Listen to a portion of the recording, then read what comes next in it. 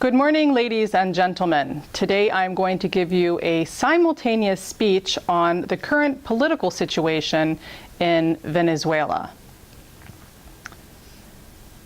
And I will begin my speech now. The current situation in Venezuela could not get any worse for a country that is not at war. There are several factors that play a role in the current political chaos. Some of the factors are beyond the control of Venezuelans. El Niño and climate change have brought severe drought to the region.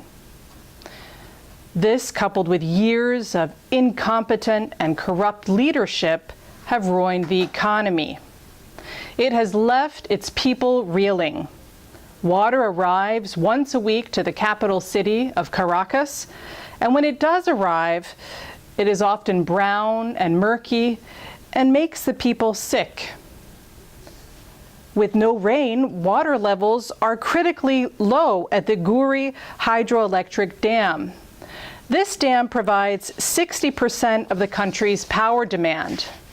And without enough water to run to full capacity, the government is shutting off electricity for hours a day. This energy crisis goes hand in hand with an economy that is in shambles. Venezuela is experiencing the worst hyperinflation of any country in the world. Inflation is currently at 700%, meaning that it costs roughly $150 to buy a dozen of eggs in Venezuela. This is the highest rate in the world, as mentioned, and largely due to poor decision-making by an extremist government, initially Hugo Chavez and then his successor, Nicolas Madura. Gradually killing business by an onslaught of regulations, price controls, and government takeovers, all of which have eliminated private production of many goods and services. This in turn means that people have bags and bags of cash, but nothing to buy. Grocery stores' shelves are bare and hunger is spreading rapidly. Children are dying in medical facilities. The most tragic part of this story is that Venezuela is sitting on the world's largest reserves of black gold. So with all those oil reserves, it should be on the opposite side of the spectrum. It should have one of the healthier economies in the world. In order to understand why this is not the case, I'd like to underline 2 points. First of all, Venezuela has a tumultuous modern history with frequent and violent power struggles. In other words, they don't expect a lot of stability from the government. Second of all, they are still suffering from the aftermath of Hugo Chavez. Hugo Chavez was a charismatic leader who rose through the military ranks and led 2 failed military coups before himself becoming president. He was president during George Bush's tenure and survived a failed coup himself. He often portrayed himself as the socialist counterweight to Bush's imperialism. At a UN General Assembly, in a now often remembered speech, he called George Bush the devil. He also took advantage of record high oil prices in the 2000s by spending lavishly on his people, yet at the same time running irresponsible high budget deficits year after year. Since the oil money kept flowing in, the damages incurred were not obvious until after his death in 2013. That is when his hand-picked successor, Nicolas Madura, took power in a fraudulent election, and he continued Chavez's policies. In 2014, Venezuela ranked 5th in Latin America in GDP per capita, falling from first place when Hugo Chavez took over in 1999. As oil prices continued to plunge, so too did revenues. But the government couldn't cut back because of its spending on social programs and revenues that were propping up the entire economy. The budget deficit of Venezuela was at 29%.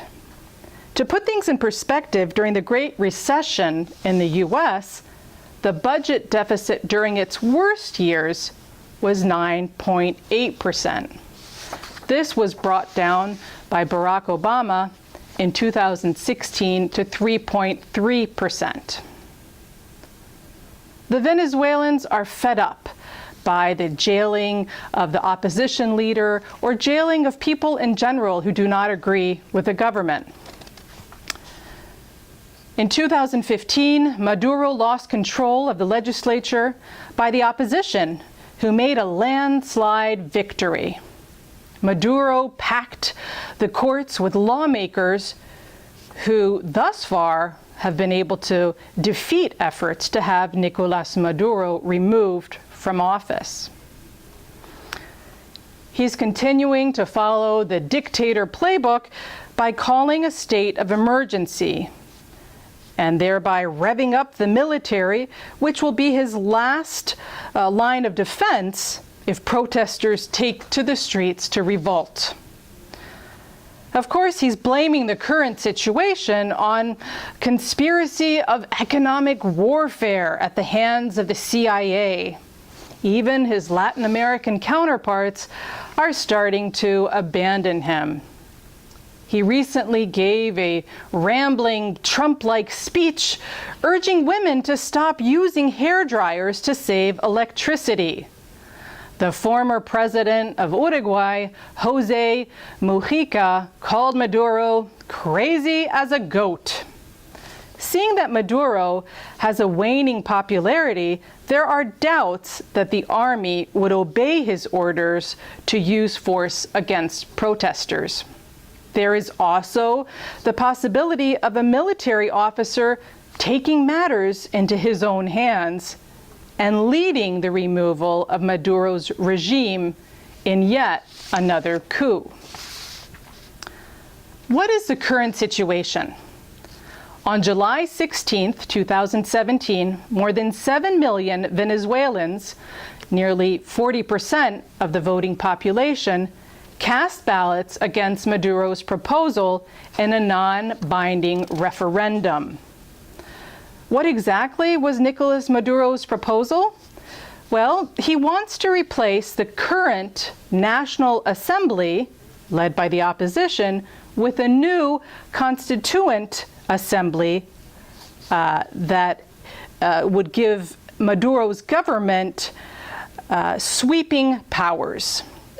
A government that would be very similar to that of the Cuban regime. The decision to hold the election for this new Constituent Assembly was criticized by the international community, with over 40 countries, including supranational bodies such as the EU, Mercosur, and the OAS, condemning and failing to recognize the election, stating that this would only further escalate tensions. President Maduro's allies, such as Bolivia, Cuba, El Salvador, Nicaragua, Russia, and Syria, congratulated the president and discouraged foreign intervention in Venezuelan politics. On August the 4th, 2017, the new Constituent Assembly was sworn in, despite claims that the election results were fraudulent and that they had been manipulated. As Venezuelans continue to leave the country in droves, heading to neighboring Brazil and Colombia, to Spain and Canada, shortages of food and home staples such as milk, flour, and toilet paper, shortages of medicine, rolling blackouts, rising unemployment, soaring violent crime. Even malaria, once eradicated, is back on the rise.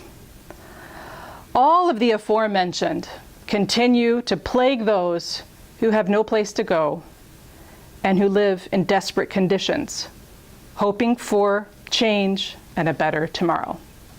Thank you.